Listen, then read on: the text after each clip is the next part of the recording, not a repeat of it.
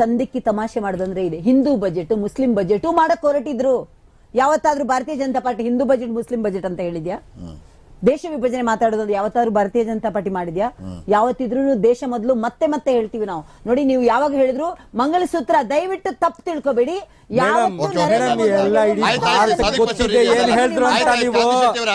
ಸುಳ್ಳು ಹೇಳಿದ್ರೆ ಆ ಸುಳ್ಳು ಮೇಲೆ ನೀವು ಹಾಕ್ಬೇಡಿ. ನೀವು ಬಟ್ಟೆ ಇದು ಹಾಕ್ಬೇಡಿ. ಯಾಕೆ ನೀವು ಸುಳ್ಳು ಹೇಳ್ತೀರಾ? ಒಳ್ಳೆಯವರು ನೀವು, ತುಂಬಾ ಮೋದಿ ಅವರು ಹೇಳಬೇಡಿ ನೀವು. ಸಾದಿಕ್ ಪಾಷಾ ಅವರೇ, ನನ್ನ ಪ್ರಶ್ನೆಗೆ ಉತ್ತರ ಬರಲಿಲ್ಲ.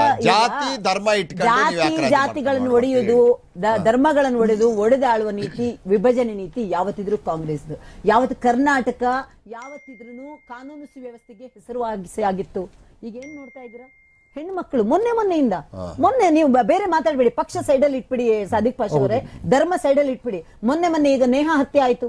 ಅದಾದ ತಕ್ಷಣ ಇಲ್ಲಿ ಕೊಡಗಲ್ಲಿ ನಿನ್ನೆ ಒಂದು SLC, ನೀವು ಯೋಚನೆ ಮಾಡಿ, ಪರೀಕ್ಷೆ ಬರ್ದ್ಬಿಟ್ಟು ಬಂದಿರ್ತಾಳೆ ಒಂದು ಹುಡುಗಿ, 100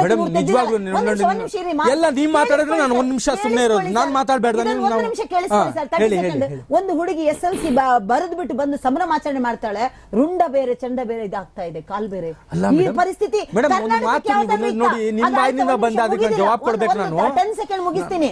ಅದಾದ ತಕ್ಷಣ ನಿನ್ನೆ ಅದಾಯ್ತು ಅಂಜಲಿ ಅಂತ ಹುಬ್ಳಿಯಲ್ಲಿ, ಅದಾಯ್ತು. ಇವತ್ತು ಕೂಡ ಇಲ್ಲಿ ಸುಬ್ರಹ್ಮಣ್ಯ ನಗರನ ಏನ್ ಸರ್, ಅಲ್ಲಿ ಬಾತ್ರೂಮ್ ಅಲ್ಲಿ ಅನುಮಾನಾಸ್ಪದ ಸಾವು. ಹೆಣ್ಣು ಮಕ್ಕಳಿಗೆ ಈ ತರ ಪರಿಸ್ಥಿತಿನ, ಈ ತರ ಸಾಲು ಕೊಲೆನ ಈ ಸರ್ಕಾರ ಬಂದಾಗಿನಿಂದ ಸರ್ಕಾರ ಯಾವ ಸ್ಥಿತಿಯಲ್ಲಿದೆ, ಈ ಕಾನೂನು ವ್ಯವಸ್ಥೆ ಯಾವ ಸ್ಥಿತಿಯಲ್ಲಿದೆ,